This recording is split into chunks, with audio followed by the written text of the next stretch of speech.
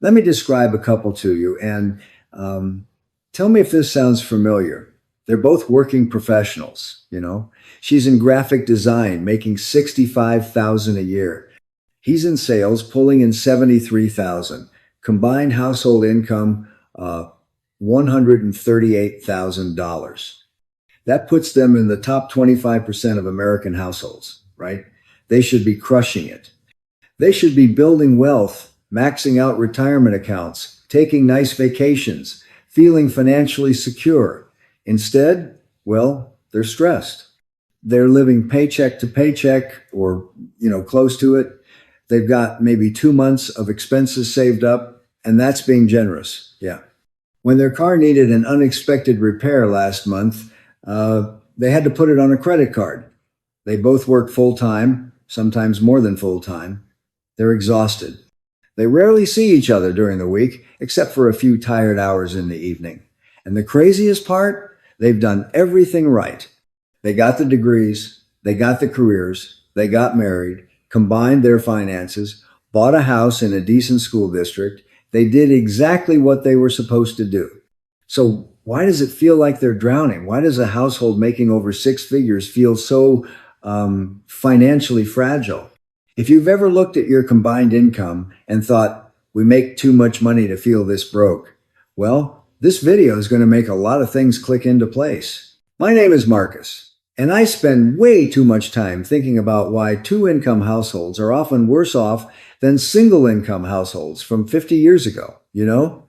If you're someone who's working alongside a partner, both of you grinding, and you can't figure out why it still doesn't feel like enough, make sure to hit that subscribe button and give this video a thumbs up if this helps you out. Here's the thing. We've been sold this story that two incomes are better than one. It seems mathematically obvious, right? If one person making 55,000 can support a family, then two people making 55,000 each should be able to support that same family and have an extra 55,000 left over for savings, investments, and building wealth. That's just basic addition, yeah. Except that's not what happened. What actually happened is one of the biggest financial bait and switches in modern American history. And almost nobody talks about it. The term for this phenomenon is the two-income trap, and it was coined by Elizabeth Warren. Yes, that Elizabeth Warren, back in 2003 when she was still a Harvard bankruptcy law professor, long before she became a senator, you know? She and her daughter, Amelia Warren Tyagi, wrote an entire book about this after studying over 2,000 families who had filed for bankruptcy. And what they found was genuinely shocking. Having two incomes didn't make families more financially secure. It made them more vulnerable. It made them more likely to go bankrupt, not less. Families with two working parents were actually more likely to file for bankruptcy than single-income families. Let that sink in. Yeah. Working twice as hard, bringing home two paychecks, doing everything the modern economy told you to do, and you end up more likely to lose everything. That's not a personal finance failure.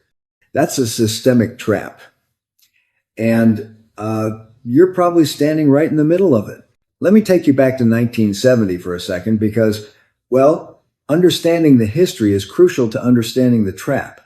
In 1970, about 43% of women participated in the workforce. The typical middle-class family had one primary breadwinner, usually the father, and one parent at home, usually the mother, managing the household. And here's what most people don't realize. That single income was enough. Not just barely enough, actually enough, you know? According to data from the Bureau of Labor Statistics and Census Records, a median single-income family in 1970 could afford a median-priced home, spending about 25% of their income on housing. They could afford to put their kids in public schools that were reasonably well-funded regardless of neighborhood. They could afford basic health care, a car, food, and still have money left over for savings and the occasional family vacation. Yeah. They had financial margin. They had breathing room. And critically, they had a backup plan.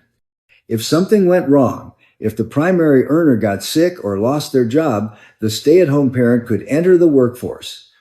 That second potential income was an insurance policy, an emergency reserve that could be activated if needed. Now, fast forward to today. Female workforce participation is around 57% and much higher among married mothers specifically. The two-income household has become the norm, not the exception. In over 60% of married couples with children, both parents work. We've essentially activated the emergency backup plan as the default operating mode. And here's where it gets really interesting. According to the Bureau of Labor Statistics, the median household income in 2023 was about $78,000. Adjusted for inflation, that's significantly higher than the median household income in 1970, right? We're making more money than our parents and grandparents did. But look at what happened to costs. Median home prices in 1970, adjusted for inflation, were around $210,000 in today's money. The median home price in 2023, over $420,000. Housing costs have literally doubled relative to inflation. Yeah. Healthcare spending per household has increased by over 600% since 1970. Childcare, which barely existed as a major expense in the single income era because someone was home, now costs the average American family over $12,000 per year per child. And that's the average. In high cost of living areas, you're looking at $20,000 to $32,000 per child annually. Education costs for college have increased over 1,200% since 1980. The fixed costs of being a middle-class family have exploded while wages have merely crept up, and all that extra income from the second worker got absorbed. Every single dollar of it. The two-income family doesn't have double the financial security of the single-income family from 1970. They have less because their fixed costs expanded to consume both incomes, and they burned their backup plan just to keep up with baseline expenses. Now, you might be thinking, Marcus, this doesn't apply to me. We're smart with our money. We didn't let lifestyle inflation eat our second income. And look, maybe you're the exception, but let me walk you through the math of what actually happens to that second income. And I want you to be honest with yourself about whether this applies to your situation, yeah? Let's say one partner makes $72,000 and the other makes $53,000. That's $125,000 combined, which feels like a lot, right? Let's focus on what happens to that $53,000 second income. First, there's taxes. Because of the way progressive tax brackets work, that second income gets taxed at a higher marginal rate than if it were the only income. The first $72,000 gets taxed at lower brackets, but that additional $53,000 comes in at the top of the stack. Depending on your state, the effective tax rate on the second income could be 30 to 35% or higher when you factor in federal income tax, state income tax, and payroll taxes. So that $53,000 immediately becomes something like $34,000 to $37,000 in actual take home. But wait, there's more. If you have kids, you need childcare. Yeah. The average cost of daycare in America is about $16,000 per year per child. Got two kids? That's $32,000. You haven't even left the house yet. And your $53,000 income is now worth maybe $5,000. And we're not done. Two working parents means two commutes. The average American commute costs about $5,200 per year in gas, maintenance, and vehicle depreciation. That's if you're driving. If you're paying for parking downtown, add another $2,000 to $3,000. If you need a second car that you wouldn't otherwise need, add the car payment, insurance, and registration. Call it $8,500 total for the second person's commuting costs. Your $53,000 is now negative. But let's keep going because it gets worse. Two exhausted working parents means less time and energy for cooking, cleaning, home maintenance, and all the tasks that a stay-at-home parent might otherwise handle. Studies show that dual income families spend significantly more on convenience services and prepared foods. Yeah. They're more likely to hire house cleaners, order delivery, pay for lawn services, buy pre-made meals, and eat out more frequently because nobody has the energy to cook after a 10-hour day, including commute. These exhaustion expenses can easily add another $5,000 to $11,000 per year compared to a household where one person has time to manage domestic labor. So let's add it up. That 53,000 second income minus 19,000 for taxes, minus 16,000 for childcare for one child, minus 8,500 for commuting costs, minus 7,500 for convenience expenses, and exhaustion spending, you're at 2,000. That's not a typo. The net contribution of a $53,000 second income can realistically be as low as $2,000 per year.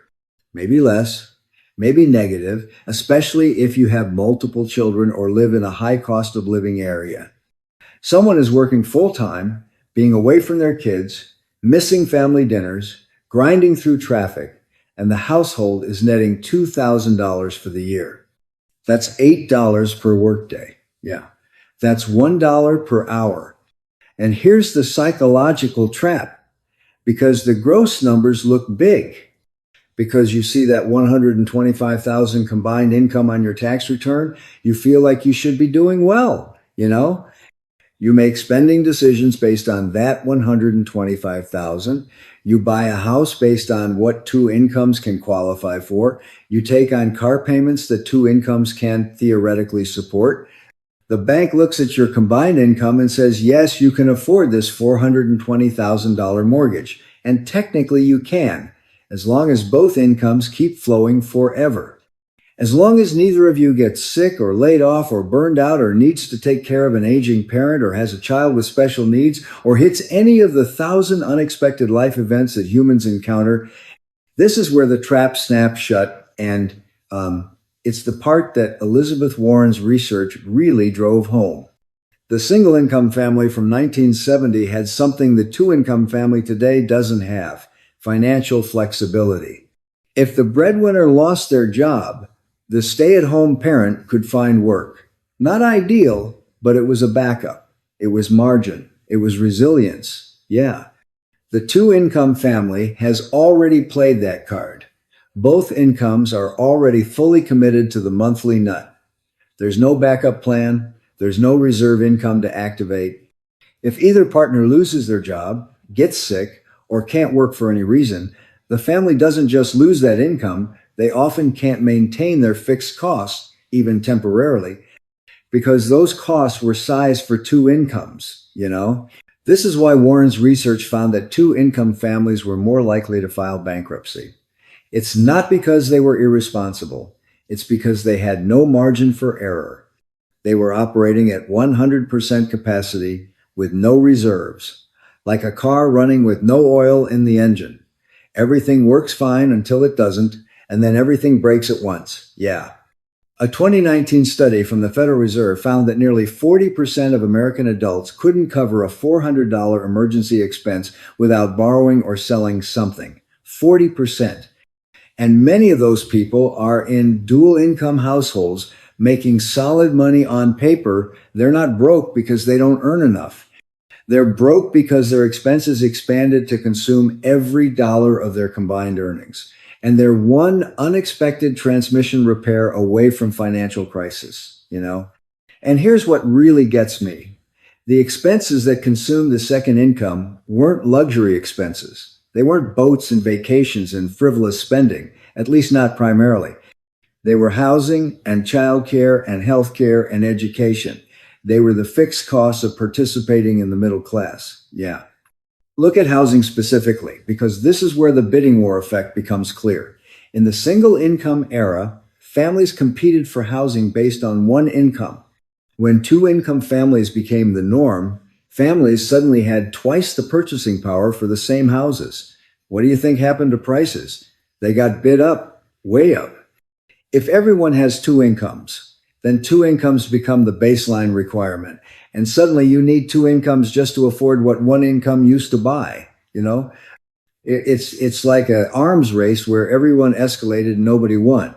The same thing happened with education. School districts are largely funded by property taxes, which means good schools exist in expensive neighborhoods. Parents naturally want to live in areas with good schools. So, families started bidding up property prices in good school districts, using their two incomes to outbid others. This created what Warren calls the bidding war for educational opportunity. Yeah. The price of admission to good public schools became a $420,000 mortgage instead of a $210,000 mortgage. You're not paying tuition, but you're paying the tuition equivalent in your housing costs. And once you're locked into that mortgage, you're locked into needing both incomes forever. You can't go down. You can't go back to one income. The trap has closed. Now, you might be thinking, okay, Marcus, but what am I supposed to do? I can't just have my partner quit their job. We need both incomes to survive. And, I hear you. That's exactly the trap. You need both incomes to survive the lifestyle you've built around both incomes, you know? But here's the mindset shift that changes everything. You need to start treating the second income like it's temporary, even if it isn't. Here's what I mean. Most families do the opposite. They treat both incomes as permanent and guaranteed, and they build their fixed costs accordingly. They buy the house that two incomes can afford. They lease the cars that two incomes can support. They enroll the kids in activities and schools that two incomes can pay for. And then they're stuck. Yeah. They've built a life that requires two incomes to function, which means neither partner can ever stop working, even if they want to, even if life circumstances make it necessary. The alternative approach is what I call the one income foundation. You structure your fixed costs, your non-negotiable monthly expenses, so they can be covered by one income alone. The second income then becomes entirely discretionary.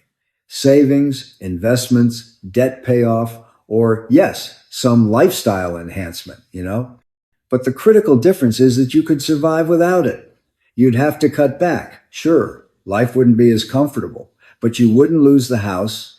You wouldn't go bankrupt. You'd have the margin that modern dual income families have lost.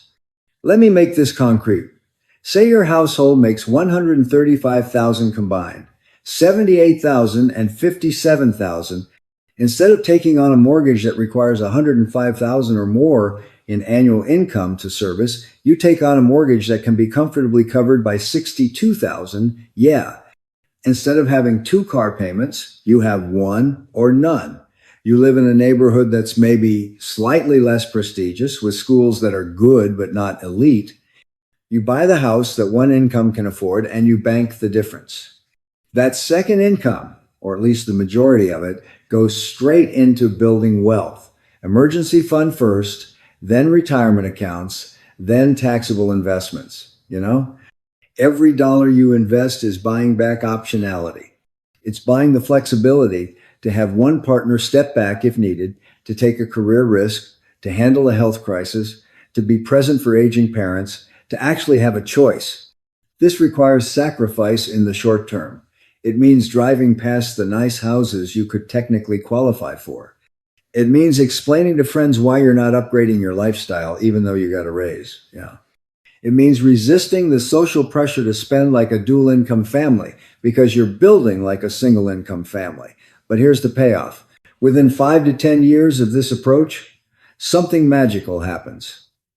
The investments you made with that second income start generating their own income. Compounding takes over. And suddenly, you actually have what you thought dual incomes would give you in the first place, genuine financial security. You're no longer two job losses away from crisis. You're building wealth instead of treading water. You can make decisions based on what's best for your family rather than what's necessary to make the mortgage payment. I want to leave you with one final thought, because I think it reframes this whole conversation. Yeah. The two income trap isn't really about income. It's about flexibility. It's about margin. It's about having options. Our grandparents with one income had something that we've traded away: the ability to absorb a shock, to change direction, to have one partner focus on raising kids or caring for family without the whole financial structure collapsing, you know? We traded that flexibility for bigger houses and nicer cars and the appearance of prosperity. But appearances aren't wealth. Cash flow isn't security. And two, incomes aren't better than one if both of them are already spent before they arrive. The families who thrive financially in the modern economy aren't the ones who earn the most. They're the ones who've preserved their flexibility, who've refused to let their expenses expand to consume their income, who've kept their backup plan in reserve instead of deploying it just to keep up with the Joneses. Yeah, you can earn your way out of a lot of problems, but you can't earn your way out of a trap you don't even know you're in. Now you know. The question is what you're going to do about it. If this video helped you see your finances differently, make sure to smash that like button and subscribe for more content that challenges how you think about money.